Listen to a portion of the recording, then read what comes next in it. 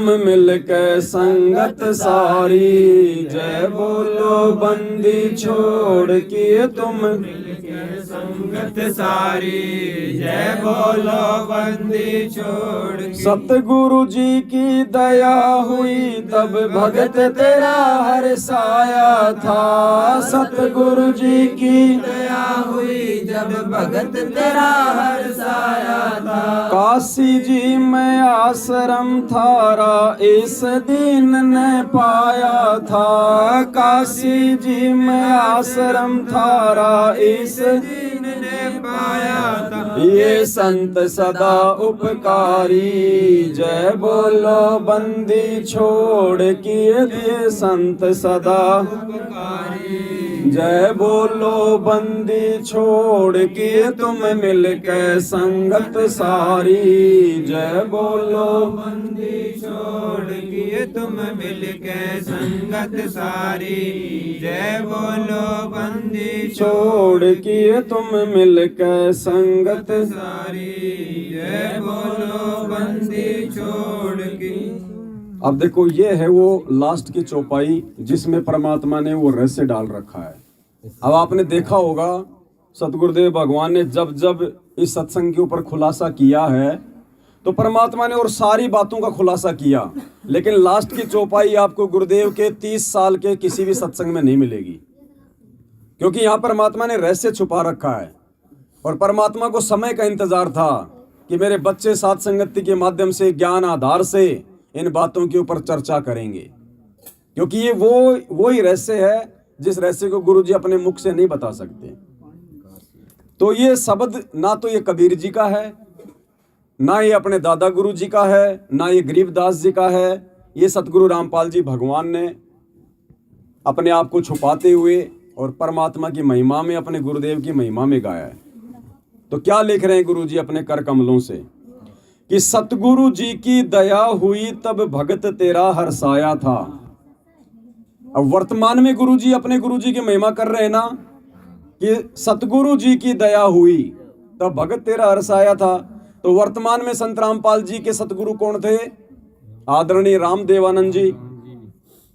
कि ये सतगुरुदेव आपकी दया हुई, आपकी मेहर हुई, मुझे आपसे ज्ञान मिला, भक्ति मार्ग मिला, समाधान मिला, मेरी आत्मा हर्षित हुई, खुश हुई, प्रसन्न हुई। सतगुरु जी की दया हुई तो भगत तेरा हर्षाया था। आज जैसे हमें खुशी हो रही है अपने गुरुदेव से उपदेश लेकर, भक्ति मार्ग लेकर। तो संत रामपाल जी यहाँ ये किसके लिए कह रहे हैं? अपने गुरु जी के लिए, आदरणीय रामदेवानंद जी के लिए। फिर आगे क्या कह रहे हैं अपने गुरु जी को कि काशी जी में आश्रम थारा इस दीन ने पाया था। कि हे गुरुदेव, आपका जो काशी के अंदर जो आश्रम था ना, वो इस दीन ने, यानी गुरु जी अपने के लिए कह रहे हैं कि आपके इस दीन ने पाया था, इस रामपाल दास ने उसको प्राप्त किया था। अब भाई आदरणीय रामदेवानंद जी का काशी में कौन सा आश्रम था भाई? उनका तो गुरु जी कहते एक तो फिरोजपुर में था और एक जो है तलवंडी भाई में था। इसके अलावा काशी बनारस में आदरणीय रामदेवानंद जी का कौन सा आश्रम था भाई? कौन सी बिल्डिंग खड़ी कर रखी थी? फिर गुरु जी क्यों कह रहे हैं कि काशी जी में आश्रम थारा इस दिन ने पाया था? तो ये है वो रहस्य।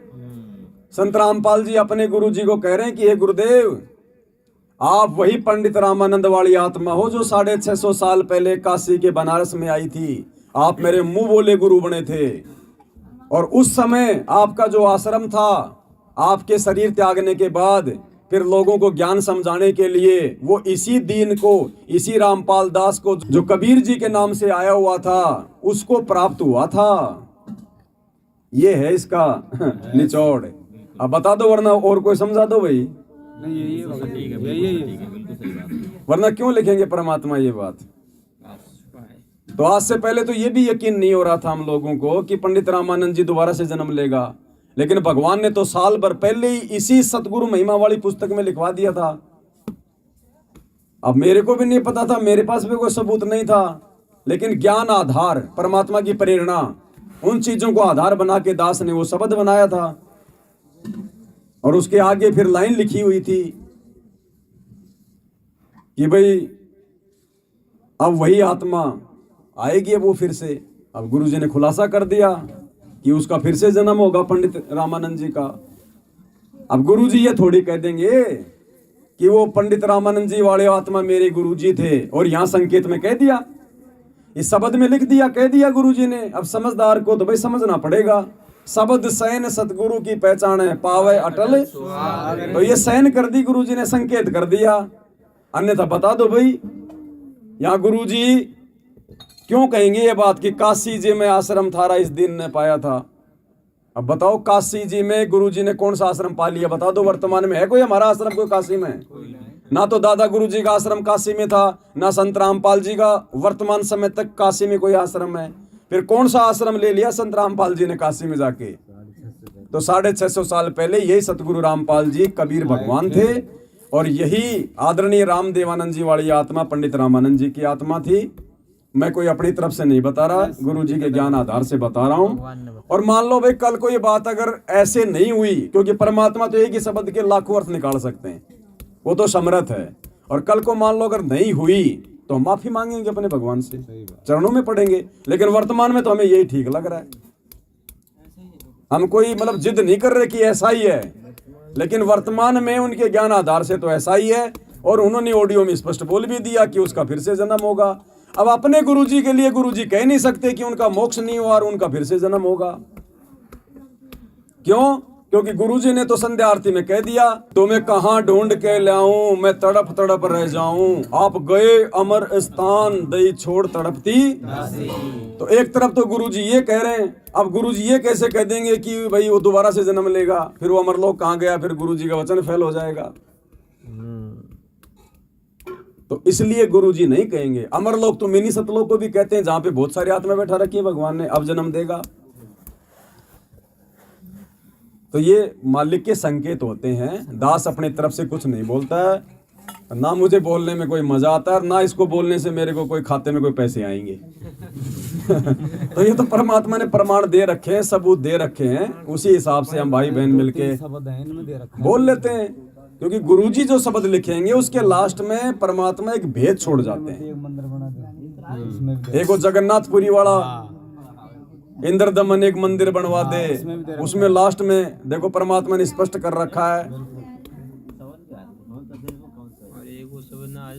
कि एक पत्तल में दोनों जी में पांडा गुलाम रामपाल। अब एक पत्तल में तो उस समय वो कबीर जी रो पांडा जी जीम रहे थे भाई। अब गुरु जी ने अपना नाम लिख दिया, तो कौन था वो कबीर? यही सतगुरु रामपाल जी भगवान। तो बहुत सारे संकेत हैं भाई और बहनों, इसलिए तो गुरु जी ने कहा कि शब्द सैन सतगुरु की पहचान है, वो पावे अटल सुहाग रे। और देख लेना आप जी आने वाले समय में परमात्मा हर एक चीज का खुलासा कर देंगे, क्योंकि मालिक को पता है कि ये समझ नहीं रहे, इनको स्पष्ट ही बोलना पड़ेगा तभी ये समझेंगे। अब गुरु जी धीरे धीरे खुलासे कर रहे हैं ना, सारे कर रहे हैं और आगे भी करेंगे। और एक समय ऐसा भी आएगा सतगुरु रामपाल जी खुद भी कहेंगे कि मैं कबीर हूं, लेकिन उसके बाद भी वो लोग नहीं मानेंगे, नहीं मानेंगे। जैसा कि गुरुजी ने बताया कि एक बार मेरे गुरुजी अपने गांव गए, दादरी के पास में जो पैतावास है, क्योंकि वो बचपन से निकल गए थे वो साधु संतों के साथ में, और लोग उनके श्राद्ध निकालने शुरू कर दिए थे घर वालों ने। अब 107-8 साल की उम्र के बाद में गुरुजी बोले कि मुझे पता चला कि भाई ऐसे ऐसे गुरुजी वहां पे अपने गांव आए हुए हैं। तो गुरुजी बोले कि हम भी इधर से निकल गए कि चलो भाई गुरुजी गए तो चलते हैं, गुरुजी के दर्शन करेंगे। तो अपने पूज्य गुरुदेव सतगुरु रामपाल जी भगवान भी चले गए।